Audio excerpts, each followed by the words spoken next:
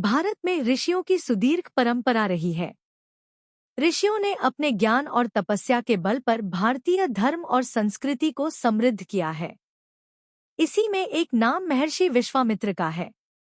गायत्री मंत्र के दृष्टा महर्षि विश्वामित्र ने अपनी तपस्या के बल पर क्षत्रियत्व से ब्राह्मणत्व धारण किया था। वैदिक चिंतन में विश्वामित्र का विशेष स्थान है। महर्षि विश्वामित्र ही ऋग्वेद के तीसरे मंडल के दृष्टा हैं। वैदिक और पौराणिक कथा प्रसंगों में विश्वामित्र के कार्यों का उल्लेख किया गया है। इस वीडियो में विभिन्न प्रसंगों की चर्चा के माध्यम से यह जानने का प्रयास किया गया है कि विश्वामित्र कौन थे और उनका अवदान क्या था।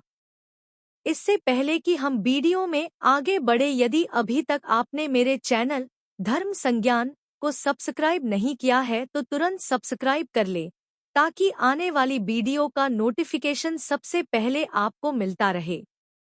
प्राचीन काल में एक धर्मात्मा राजा कुश थे। उसकी पत्नी का नाम वेदर्भी था। इनके 4 पुत्र हुए, जिसमें एक का नाम कुशनाभ था। कुशनाभ ने पुत्र कामेष्टि यज्ञ किया, जिससे गाधी नामक पुत्र हुआ। गाधी की पुत्री का नाम सत्यवती था।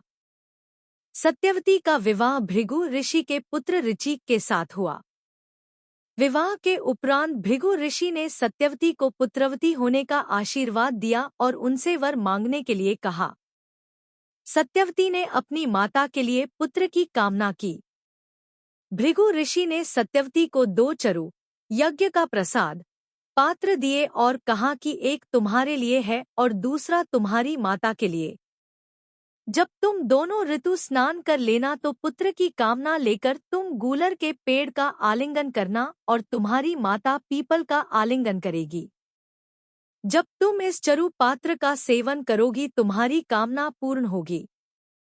गलती से चरु पात्र बदल गया, परिणामतः जो चरु सत्यवती को ग्रहण करना था उसे उसकी माता ने ग्रहण कर लिया। इससे सत्यवती और उसकी मां से जन्म लेने वाले शिशुओं का अदल-बदल हो गया। सत्यवती की माता के गर्भ से विश्वरथ का जन्म हुआ, जो बाद में चलकर महर्षि विश्वामित्र हुए। वहीं सत्यवती के गर्भ से सप्तऋषियों में स्थान पाने वाले महर्षि जमदग्नि का जन्म हुआ। जमदग्नि के 5वें पुत्र भगवान परशुराम थे। चरुओं के अदल-बदल जाने के कारण ही महर्षि विश्वामित्र, जो क्षत्रिय कुल में पैदा हुए थे, ब्राह्मण धर्म का पालन करते थे, वहीं परशुराम ब्राह्मण कुल में पैदा हुए थे परंतु क्षत्रिय धर्म का पालन करते थे। यह संघर्ष तब हुआ जब विश्वामित्र ने ब्राह्मणत्व ग्रहण नहीं किया था। उस समय वह कान्यकुब्ज के राजा थे और उनका नाम विश्वरथ था। एक बार जब दिग्विजय के पश्चात विश्वरथ अपने राज्य की ओर वापस लौट रहे थे तो रास्ते में वे महर्षि वशिष्ठ के आश्रम में रुके।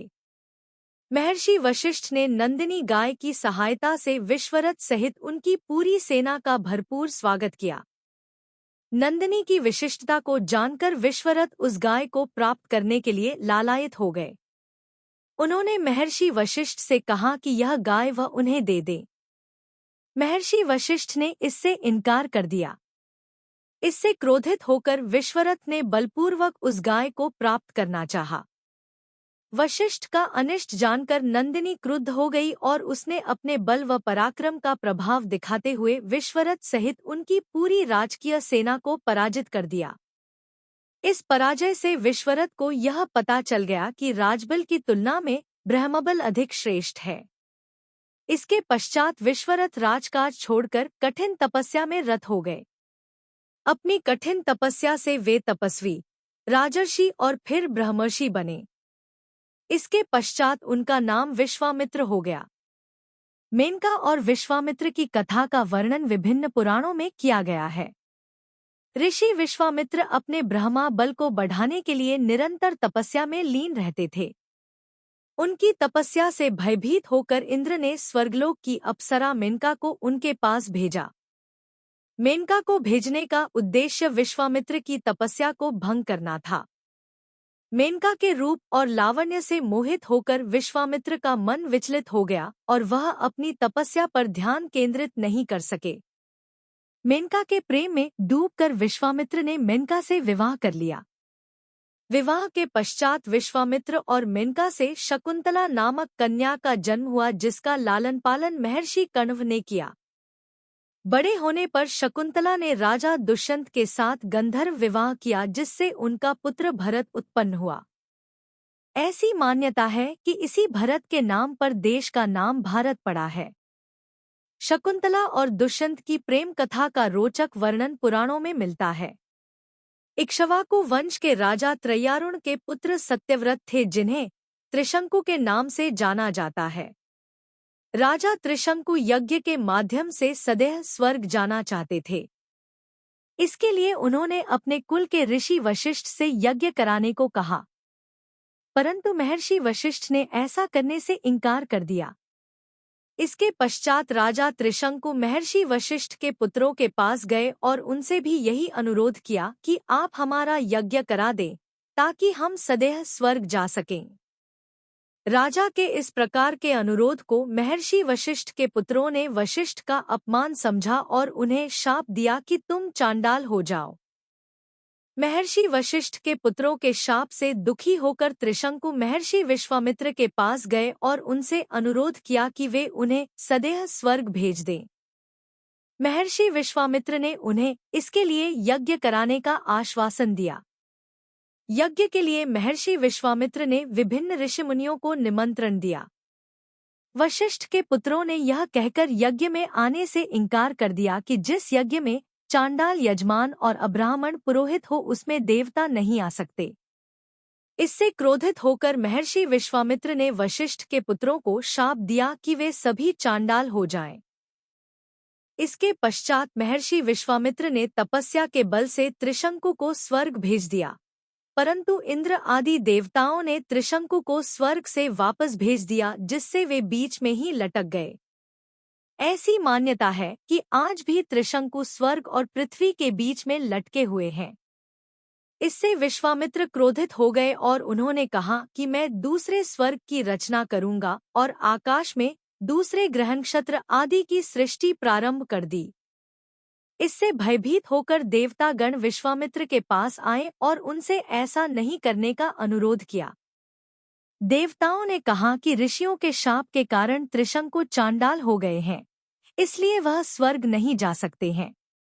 देवताओं के अनुरोध के पश्चात विश्वामित्र ने नए स्वर्ग के निर्माण का विचार त्याग दिया।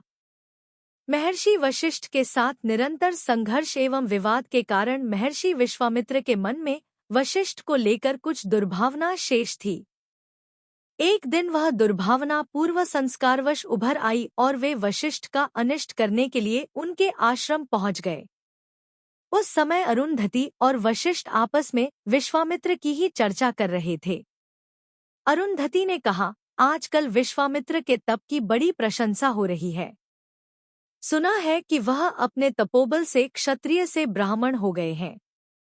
इस पर महर्षि वशिष्ठ ने कहा, सत्य है, वर्तमान में विश्वामित्र बहुत ही ऊंचे तपस्वी हैं। उनके ब्राह्मण होने में भला किसे संदेह है।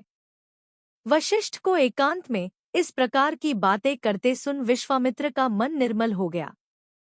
इसके पश्चात महर्षि वशिष्ठ और विश्वामित्र के मध्य मित्रता स्थापित हो गई। यदि यह वीडियो आपको पसंद आई हो तो आप इस वीडियो को लाइक करें, कमेंट करें और साथ ही अपने इष्ट मित्रों के साथ शेयर भी करें।